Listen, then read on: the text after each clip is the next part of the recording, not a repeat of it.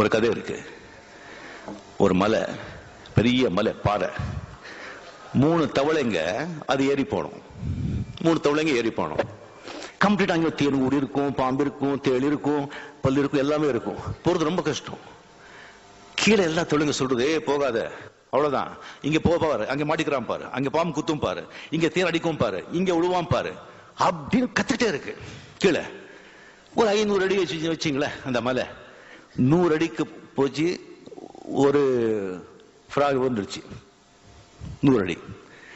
இன்னும் ஒரு 300 அடி இன்னொரு ஃப்ராக் விழுந்துருச்சு. இன்னொன்னு போயிட்டே இருக்கு. எல்லாருக்கும் ஆச்சரியம், என்னடா போயிடுச்சு, அந்த மலைய தொட்டுடுச்சு. இதுக்கெல்லாம் ஷாக் ஆயிடுச்சு. எப்படியா போச்சு அது அப்படி கேட்டாங்க.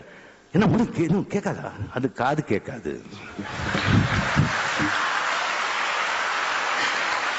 இது அந்த தவளை காது கேட்காது. அப்படிதான் ரஜினிகாந்த் காது கேட்காத தவளை.